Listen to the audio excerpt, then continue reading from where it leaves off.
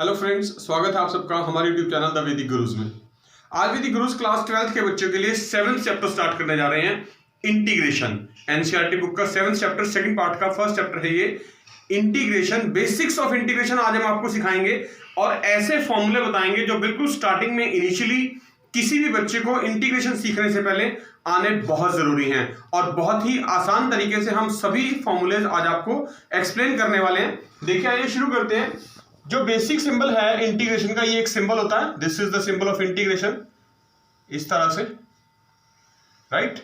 और जो इसमें सबसे जो पहला फॉर्मूला है इंटीग्रेशन का वो है x raise to the power n। x कोई वेरिएबल है और उसकी पावर n कोई कांस्टेंट नंबर है और उसको इनटू dx, मतलब विद रिस्पेक्ट टू x हम इंटीग्रेट करना चाहते हैं। तो उसका जो बेसिक फॉर्मूला होता है वो होता है x raise to power n+1 divided by n+1 plus C. ये प्लस सी क्यों लगाते हैं हम ये भी बताएंगे आपको। देखिए हमने क्या किया इस इंटीग्रेशन के फॉर्मूले में, जो भी पावर थी यहां पर उस पावर में एक ऐड हो गया, n+1 बन गई, और जो नई पावर आई उसी नई पावर से पूरे फंक्शन को डिवाइड कर दिया n+1। यानी x की जो पावर आई एक ऐड करने के बाद उसी पावर से डिवाइड कर दिया और प्लस सी लगाते हैं। ये जो सी होता है this is called constant of integration. इसको बोलते हैं हम कांस्टेंट ऑफ इंटीग्रेशन। इंटीग्रेशन दो टाइप की होती है, एक डेफिनेट और एक इनडेफिनेट। मतलब हम ये जो कांस्टेंट ऑफ इंटीग्रेशन लगाते हैं ये सिर्फ इनडेफिनेट इंटीग्रेशन में लगाते हैं। इनडेफिनेट इंटीग्रल मतलब जिसमें यहां पर लिमिट नहीं लगी होती, हमें ये पता नहीं होता कि इंटीग्रेट कहां से कहां तक करना है बेसिकली। तो इस इंटीग्रेशन को करने के लिए देखिए जो सबसे पहला फॉर्मूला हमने आपको बताया है, ये द फर्स्ट फॉर्मूला कि x की पावर n जो होती है, x वेरिएबल है, n कांस्टेंट है, पावर में एक ऐड होता है, पावर से डिवाइड होती है। ये फॉर्मूला बना कैसे, देखिए थोड़ी सी एक्सप्लेन करते हैं इसको हम। सपोज यहां पर मैं इंटीग्रेशन का साइन लगाता हूं और 1 लिख देता हूं, 1 कोई भी कांस्टेंट है इंटू dx। तो क्या होगा, 1 का इंटीग्रेशन होता है x और साथ में प्लस सी। फिर अगर 1 के प्लेस पे मैं एक्चुअली x लिख दूं यहां पर x इंटू dx, तो x की पावर जो क्या है यहां पर अब 1 है, देखिए पावर में एक ऐड करना है 1+1 डिवाइड बाय नई पावर क्या बनी अब 1+1 2 डिवाइड बाय 2 प्लस सी। यानी ये बन गया x² प्लस सी। एक्चुअली जो ये 1 था ये भी इसी तरह से था, इस 1 को भी आप लिख सकते हैं x रेज टू पावर 0। आपको पता है x की पावर अगर 0 लगाएं, किसी भी फंक्शन की पावर इनफैक्ट 0 लगाएं तो रिजल्ट हमेशा 1 होता है। तो हम इस 1 को ऐसे लिख सकते हैं और ये देखिए अब x की पावर 0 है, पावर में एक ऐड कर दें 0+1 डिवाइड बाय 0+1 क्या होता है 1, तो डिवाइड बाय 1 और प्लस सी। तो ये क्या बनेगा x की पावर 1/1 प्लस सी यानी x प्लस सी। तो इसीलिए हमने जो इंटीग्रेशन 1 का लिखा था वो x लिख दिया था। x की पावर 1 का हमने आपको बता दिया, पावर में एक ऐड, पावर से डिवाइड। फिर अगर मैं यहां पर x की पावर 2 लिख दूं, मान लो x² कर दिया आप, तो 2 जब पावर होगी तो क्या होगा, पावर में फिर से एक ऐड यानी x रेज टू पावर 2+1।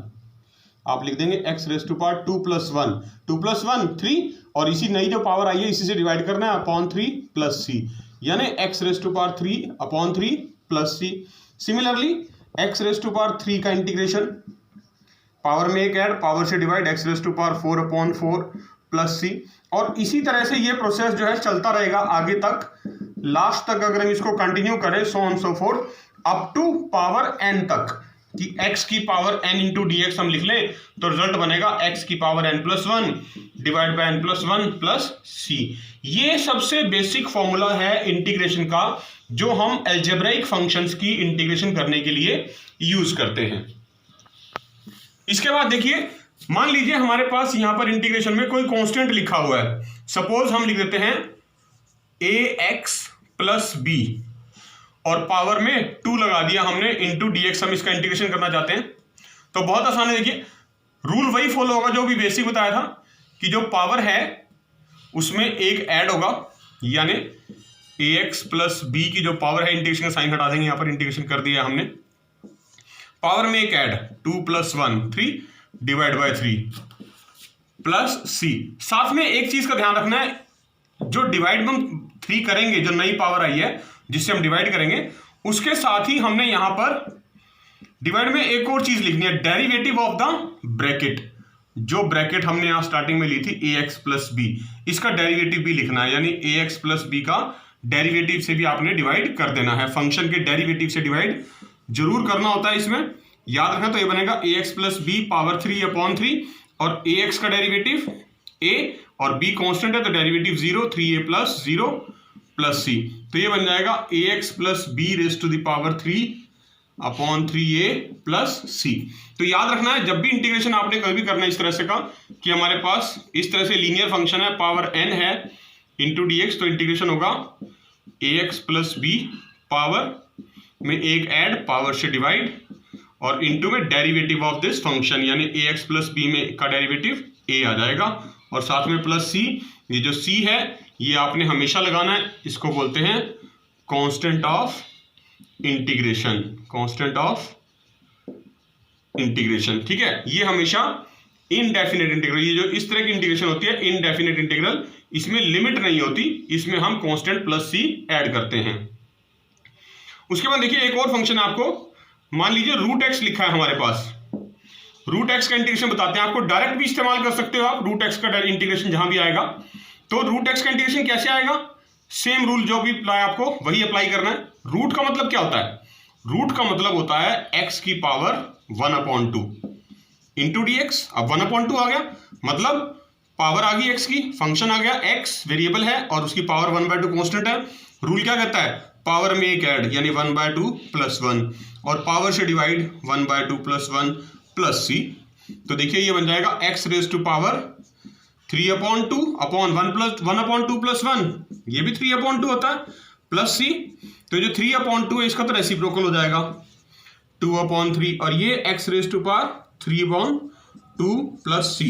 ये जो इंटीग्रेशन है ये रूट x का आप डायरेक्ट यूज कर सकते हैं, यहां पर इस तरह से इस फॉर्म में लिख सकते हैं, चाहे तो और थोड़ा सा सिंप्लीफाई करके 2/3 into X raise to power 3/2 को आप लिख सकते हैं x root x plus c। This is also, ये x की पावर 1 और रूट का मतलब 1/2, बेस सेम है, पावर ऐड हो जाएंगी, तो ये भी x रेज टू द पावर 3/2 के इक्वल ही होता है। तो आप इस फॉर्म में भी इंटीग्रेशन लिख सकते हैं, इस फॉर्म में भी लिख सकते हैं, डायरेक्ट रूट x के इंटीग्रेशन आप यूज कर सकते हैं एज ए फॉर्मूला। देखिए फर्स्ट फॉर्मूला हमने आपको बता दिया, बेसिक फॉर्मूला इंटीग्रेशन का जो हर जगह यूज होगा आपके पास पूरे 7th चैप्टर में भी, 8th चैप्टर में भी और 9th चैप्टर में भी, क्योंकि तीनों चैप्टर एनसीईआरटी बुक के इंटीग्रेशन के ऊपर बेस्ड हैं। तो क्या है formula, X raise to power into D X is equal to power में एक add X raise to power N plus 1 divide by the power N plus 1 plus C, और सी मतलब होता है कांस्टेंट ऑफ इंटीग्रेशन। इसके बाद एक और फॉर्मूला बता रहे हैं, देखिए integration of 1/x into D x, याद रखना है log mod x प्लस सी। एक्चुअली जो इंटीग्रेशन होता है वो डेरिवेटिव का रिवर्स होता है, तो इंटीग्रेशन हमेशा जो होगा वो उन्हीं फंक्शन का होगा जो किसी ना किसी फंक्शन के डेरिवेटिव हैं। जैसे मान लो log x था फंक्शन, आपने डेरिवेटिव में 5th चैप्टर पढ़ा हुआ है कि log x का डेरिवेटिव क्या होता है 1/x, तो इसका मतलब 1/x का integration log mod x plus C. mod इसलिए लगाया क्योंकि log जो है हमेशा पॉजिटिव होता है, उसकी वैल्यू कभी भी नेगेटिव नहीं होती।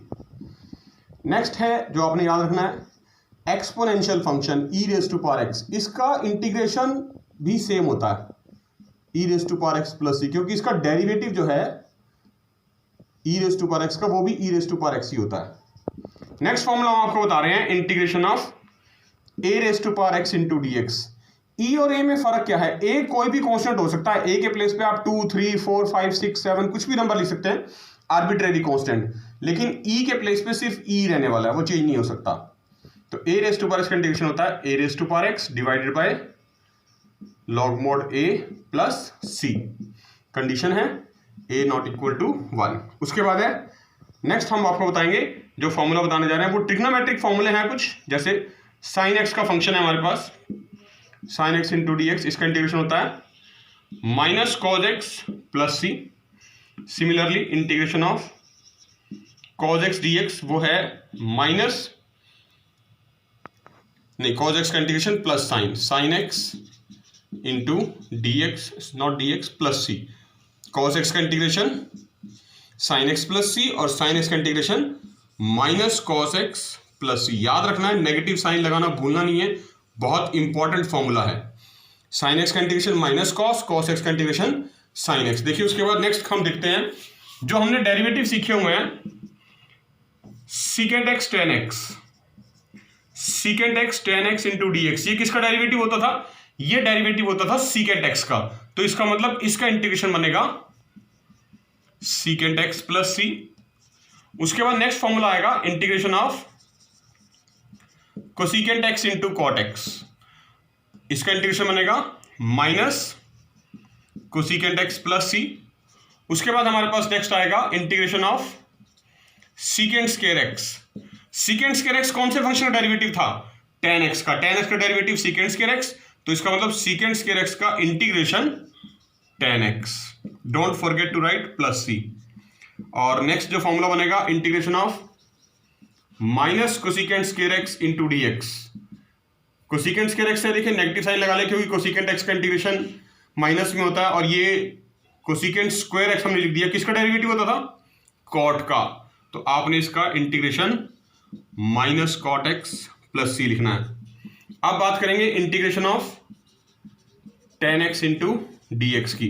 टेन एक्स का इंटीग्रेशन होता है log mod secant x plus C.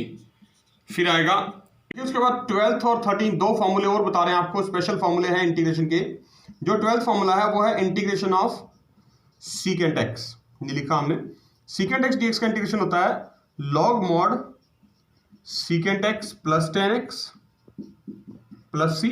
और 13 फॉर्मूला जो है integration of cosecant x into D x, वो होता है log mod cosecant x minus cot x plus C. ये फॉर्मूले हमारे बेसिक फॉर्मूले हैं इंटीग्रेशन के, जिनकी हेल्प से आप पूरा चैप्टर 7 इंटीग्रेशन का सॉल्व कर सकते हैं। देखिए एक बार फिर से रिवाइज करा रहा हूं आपको। जो सबसे पहला फॉर्मूला हमने लिखा था integration of x raise to power n into D x, power में एक ऐड, पावर से divide, plus C, C constant of integration. ये बेसिक फॉर्मूला था। उसके बाद हमने आपको 1/x का इंटीग्रेशन बताया, log mod x plus C. फिर third integration e raise to power x बताया, वो होता है e raise to power x plus C. Fourth फॉर्मूले में a raise to power x D X, A कोई भी आर्बिट्रेरी कांस्टेंट है, integration A raise to power X divide by log mod A plus C. Fifth जो formula था trigonometric functions के बताए, sine X का इंटीग्रेशन माइनस कॉस एक्स होता है, और कॉस एक्स का integration sine X plus C. Similarly 7th हमने आपको फॉर्मूला बताया था secant X into tan X. ये किसका डेरिवेटिव था? सीकेंट एक्स का। तो सीकेंट एक्स के लिए सीकेंट एक्स टेन एक्स का इंटीग्रेशन अब सीकेंट एक्स बन जाएगा। और integration of cosecant X cot X हो गया हमारा माइनस कोसिकेंट एक्स। फिर हमने 9th फॉर्मूला आपको बताया secant square x D x, इसका इंटीग्रेशन टेन एक्स। और फिर 10th में कोसिकेंट स्क्वायर एक्स का integration minus cot x plus C. 11th फॉर्मूले में टेंजेंट एक्स का इंटीग्रेशन और सीकेंट एक्स का। टेन एक्स का इंटीग्रेशन क्या था? Log mod secant x. 12th जो फॉर्मूला है हमारा सीकेंट एक्स का इंटीग्रेशन, वो है log mod secant x plus tan x. और 13th फॉर्मूले में कोसिकेंट एक्स का integration log mod cosecant x minus cot x plus C. ये 13 बेसिक फॉर्मूले हैं इंटीग्रेशन के। इनकी हेल्प से आप कंप्लीट चैप्टर 7 जो है बहुत आसानी से सॉल्व कर सकते हैं। और आपको हम ये रिक्वेस्ट करते हैं कि आपने इन सभी फॉर्मूलेज का एक चार्ट बना के अपने सामने रख लेना है, जो हमेशा जब भी आप 7th चैप्टर करने बैठे इंटीग्रेशन का, वो आपके सामने रहे और आप इनको आसानी से देख के वहां पर यूज कर सकें और अप्लाई कर सकें, जिससे इंटीग्रेशन आपके लिए एक बहुत आसान चैप्टर बन जाएगा। फिर से बता रहा हूं, सबसे इंपॉर्टेंट टिप क्या है, आपने इन सभी फॉर्मूले का एक चार्ट बनाना है और चार्ट बना करके उसको अपने सामने रखना है जब भी आप चैप्टर 7, चैप्टर 8 या चैप्टर 9 कोई भी तीनों में से कोई भी चैप्टर करने के लिए बैठे, आपको ये चार्ट जो है 13 फॉर्मूले का आपके सामने होना चाहिए। तो देखा बच्चों, आपने ये थे आज बेसिक फॉर्मूले इंटीग्रेशन के चैप्टर 7 शुरू करने से पहले। इसके बाद हम आपको एक्सरसाइज 7.1 एक्सप्लेन करेंगे, जिसमें हम आपको इन बेसिक फॉर्मूलेज का यूज करना भी सिखाएंगे। फॉर्मूले आपने सीख लिए हैं, आपने इनका चार्ट बना के अपने सामने रखना है, याद करना है और हर क्वेश्चन में अप्लाई करते वक्त इनको लिखना जरूर है, क्योंकि मैथमेटिक्स ऐसा सब्जेक्ट है जिसकी आप बार बार प्रैक्टिस करेंगे और लिखने से आपको वो अच्छे तरीके से समझ में आ जाता है। सबसे इंपॉर्टेंट बात, अगर आपने अभी तक हमारा चैनल द वैदिक गुरुज यूट्यूब से सब्सक्राइब नहीं किया है तो अभी सब्सक्राइब कर लें और बेल आइकन बटन जरूर दबाएं। वीडियो को पूरा देखें, लाइक जरूर करें और क्लास 12th के ज्यादातर बच्चों के साथ इस वीडियो को पहुंचाएं, उनके साथ शेयर करें, ताकि सभी बच्चे इन इंपॉर्टेंट फॉर्मूलेज को सीख सकें और इनका फायदा उठा सकें। वैदिक गुरुज आपको बहुत जल्द फिर मिलेंगे अपने नए वीडियोस में इंटीग्रेशन के और ज्यादा क्वेश्चंस के साथ। तब तक के लिए take care and thank you.